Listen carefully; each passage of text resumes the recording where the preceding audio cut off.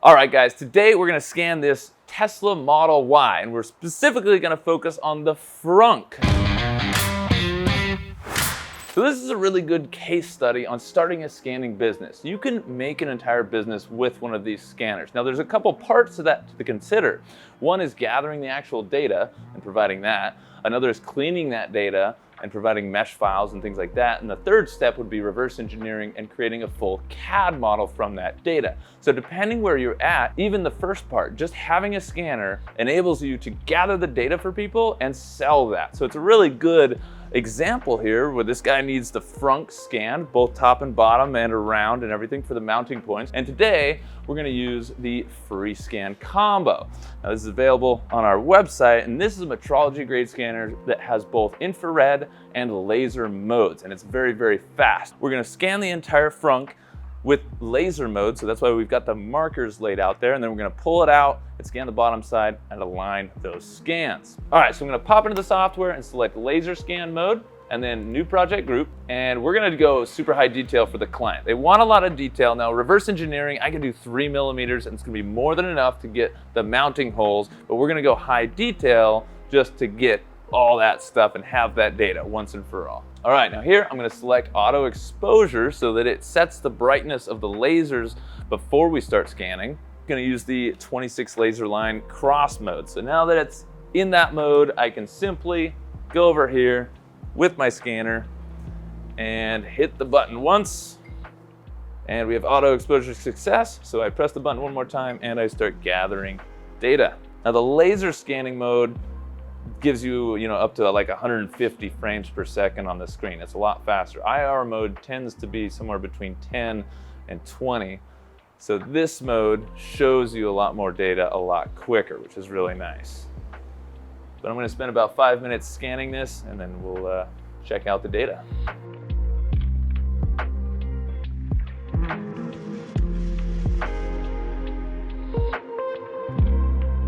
So one thing I can do if I needed to get down this little slot here is switch to the single laser line mode. Now I can do that on the fly. I'm just gonna switch to a single line, and I can get down into that hole to get more data. One of the cool features of the Freescan Combo is this single laser, which makes it really easy to pick up little areas, really fine details, etc. So look at this data. One of the things with the lasers is you do get a lot of hanging parts and stuff, but first things I'm gonna do is get rid of the data that I don't need.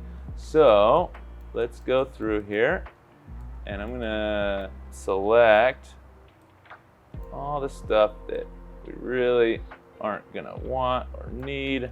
I'm gonna delete all this stuff behind it. A really good quick tip is to grab some of the part and hit connected domain. Now that we've gotten rid of most of the other content, that'll select everything that's actually touching the object, and then we can easily invert that and delete all the hangers. Good, good, good, good. Gonna go invert and delete, and all right, immediately a much, much cleaner scan. Depending what you're doing, you can go in and really clean stuff up. Sometimes you can get away with not really cleaning it up. For example, if you're reverse engineering something, a lot of the times you don't have to clean everything up because you're just looking for each individual bolt hole, right? So now that we cleaned up our data, we're gonna look at any areas we want to get more detail, more features, more geometry. So let's just peek in here. And it actually looks like we're good on these. We've got as much data as we need. All right, so once again, I'll start with the connected domain. The connected domain is gonna select everything that's connected to that point.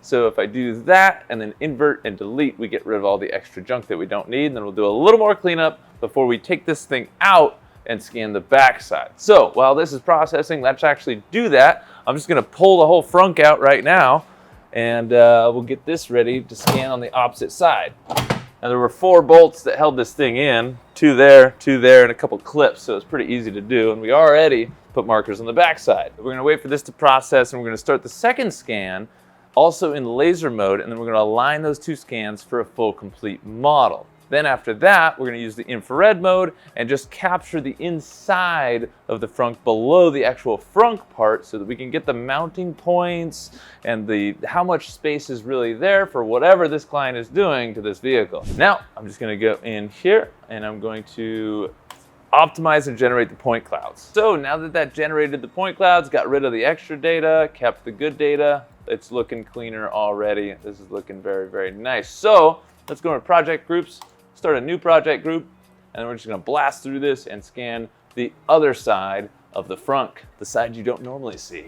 Now the markers really help on a big flat surface like this because there's not that many features for it to track. So if we tried to just scan this in infrared, it might have a little harder time capturing this surface. It's also important to anchor the end of your USB cable because you can get distance like this, but I've got it anchored right over there on the corner of the table so that I can give it a little bit of pressure without worrying about it yanking out the USB. The beautiful part about having the markers on the object itself is you can move the object like that, oops, and it will still track. If you're doing smaller objects on like a turntable and you've got the little markers on the table and you move the object, then you got to restart your scan. So a lot of the times it is preferable to have markers on the part. We got 3D scanning pyramids, which you can just place all around an object or on an object and scan quickly. That way you don't have to apply 100 markers and then remove them later. This is pretty interesting. I can tilt this up so that I can get a better angle and it's still gonna track with the markers. This actually came in very handy. Now this time, I'm gonna run the global optimization before I clean up the scan so that it gets rid of most of that stuff that we don't want first, to make the whole process a little bit faster. But just so it doesn't take too much time optimizing data that we do not need, I'm gonna get rid of the floor first. So I'm just gonna select some of the floor. I'm going to say create a cutting plane fitting the point cloud, and then it'll create that plane. I'm going to move it up slightly so that it deletes all that data, and then we're pretty much good. So here we go, and obviously you see all this junk data up there that we do not need. We're going to go ahead and just go straight to optimize, and it should get rid of all that data. Now we look at what data I need to get better. What areas I didn't get enough data. So it looks like on these little clips down on the bottom inside that little hole, on most of these injection molding lines or vacuum forming lines, however this was made, probably vacuum formed. If you know how this was made, post it in the comments down below. Fascinating to look at how all these objects are made. I'm gonna get a little more around that shroud as best I can and that area, but mostly the bottom area. Looks like up top, we're good to go. Oh yeah, that's beautiful, solid data. Look at that point cloud. Oh, beautiful. I'm just gonna pick right back up where we left off. The missing data was on the sides of all these little ledges down here, right? So I'm gonna focus on those areas and getting that angle so that it sees the sides. I'm gonna do a pass both directions, and that should get us plenty of data.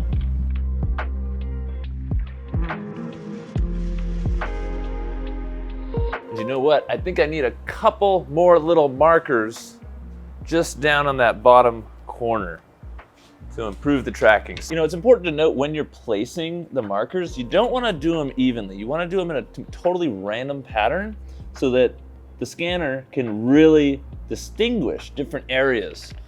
If you put them too evenly, then it'll get confused. And so you want to have a totally random pattern. And in general, you want to place them about 4 fingers to 5 fingers apart. That's usually more than enough. I put extra markers so that I can get at a lower angle. See on that back wall down there, right?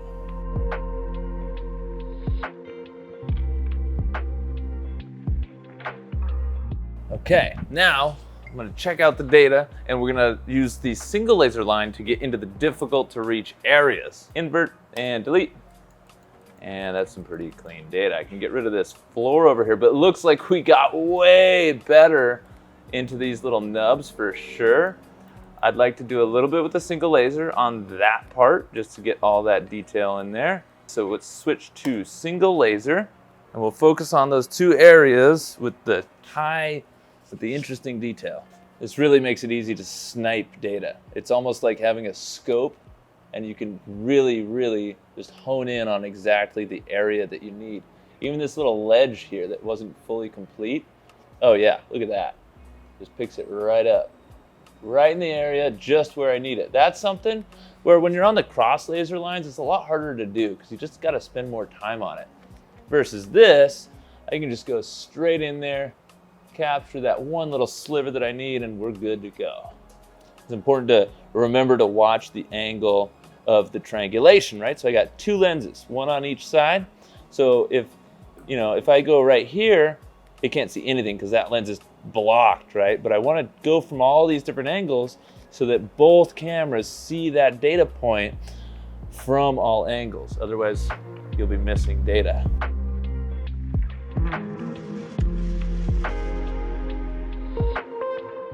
All right, so here we are. We've got the other side, and we got a whole bunch of detail throughout the entire area. Made sure to get it really good. For reverse engineering, guys, this is completely overkill, but we want to have a digital replica, and we want to have as much data and just detail as we can for the client. You know, they're paying a few $100s for the scanning service. If they were, then, you know, just get all sorts of detail and everything, and it should be pretty good. Now that we've got the point clouds generated, I'm just gonna hit the align button. I'm gonna select project 1 and project 2, and then I'm gonna let it work its magic and see if it aligns the two models perfectly without me putting any effort into it. If it doesn't work, then we can select 3 points or select markers and have it aligned based on those. So we'll see if this one does it. Now, if I absolutely need to, we'll do a third quick scan, and that's just gonna be of one section of the part. Yep, looks like we need to do it. So I'm gonna hit exit, and I'm gonna make a new project group real quick.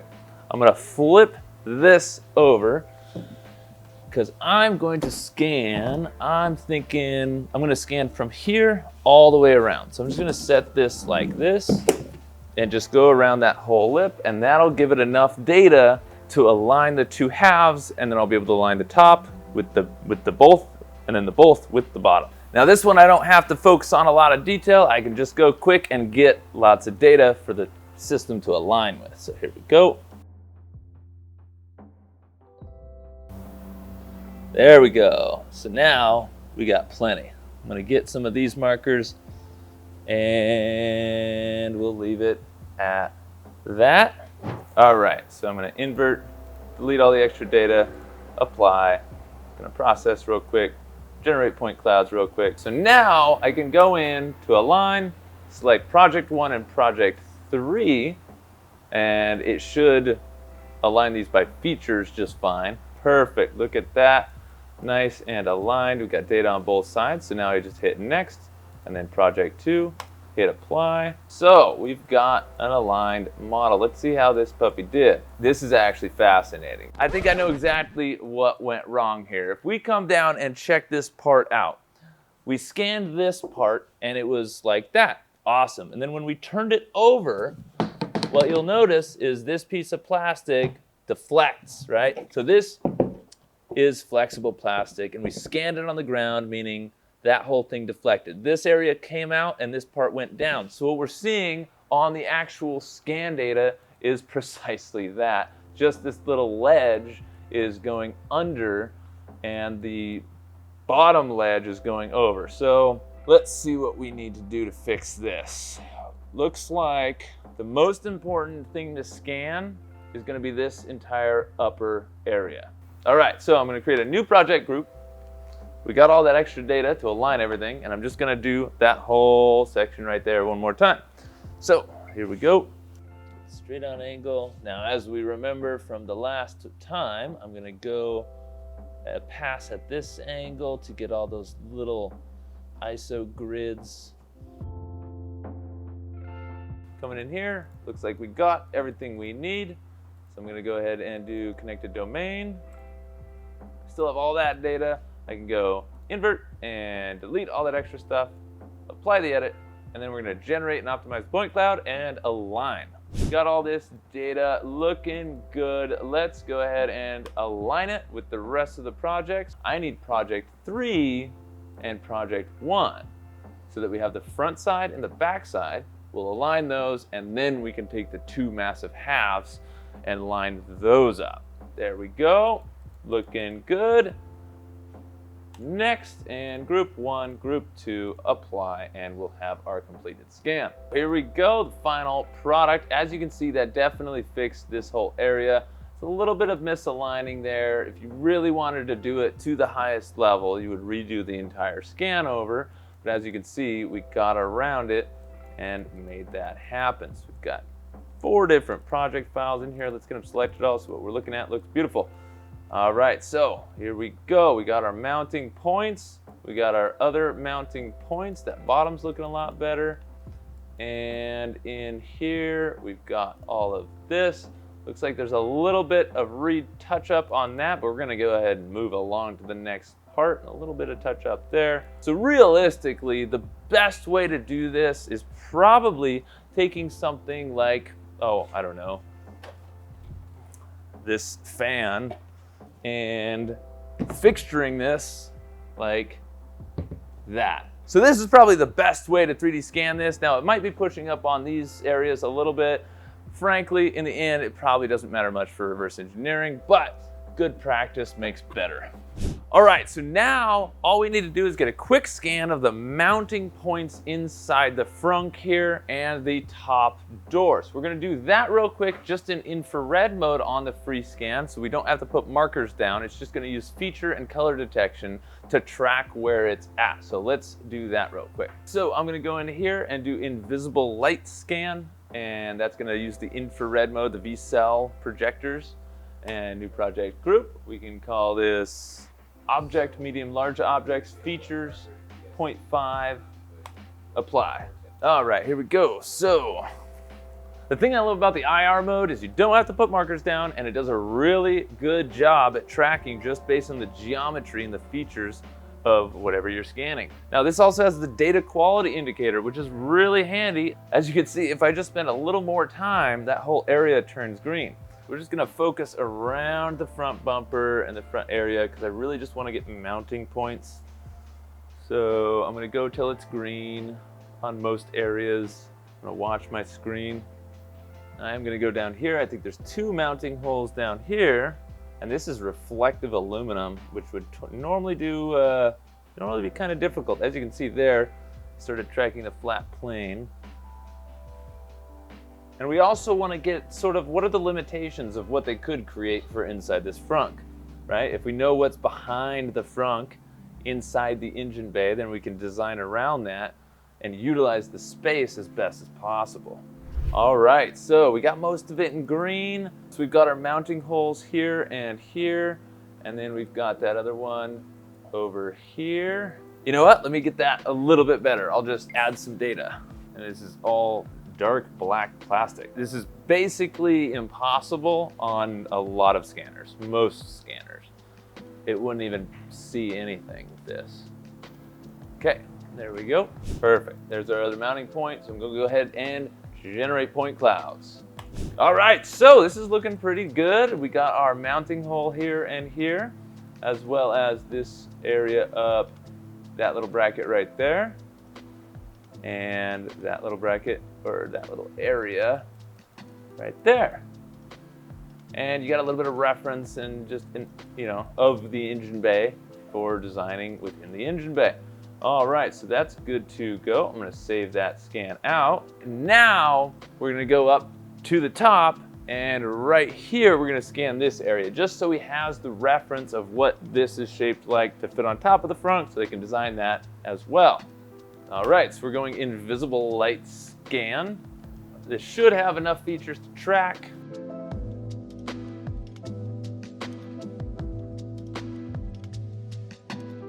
Pretty impressive that it's actually getting the this little hook here, because that's actually very shiny reflective black, which scatters and absorbs all light. All right, that's plenty of reference for this design up here. Now, as you can see, it is very convenient to not have to place markers, but it also has a harder time tracking without those markers. This is a relatively flat, relatively plain surface, which makes it difficult for the scanner to differentiate where it is looking based on just the geometry and features. Plus, to add to that, it's black, so it absorbs all the light, and it's reflective, so it reflects all the light. So, challenging situation. I'd say I did pretty good. Let's check out the data here. I can get rid of some of this extra stuff that we don't need. I can even cut this off and make it clean if I want to. And there we go. So we've got our data. We can save that out. Got the scan data. This is plenty of geometry to get it going. We can maybe get a little bit more data in there. I was having a really hard time tracking that, so let me just try to get, that is the front. So I need to lean in and get that angle real quick. Let's do it.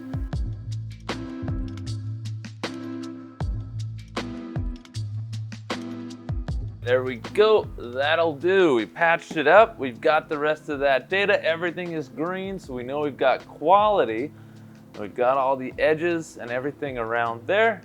So now I can just go ahead and cut this off again. So now we're gonna generate the point clouds and check out the final data. So we've got this looking good. I'm gonna go ahead and save this out. We've gone through, we've scanned the frunk. We took the frunk out, we scanned the bottom of the frunk. So we have this whole thing.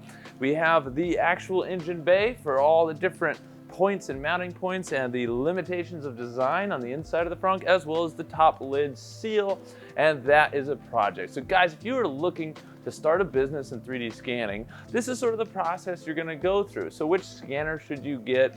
What should you actually include in that whole process and your services? It's all stuff to think about. A scanning project like this could make you several $1,000s just based on the labor to do so. So if you're thinking about it, give us a call, shoot us an email. We're here to help you select the right piece of equipment for your business. Other than that, leave a comment down below, hit subscribe, like if you do that stuff, if you enjoyed this. Thank you guys so much for watching. Have a positive rest of your day. I'll see you on the next video.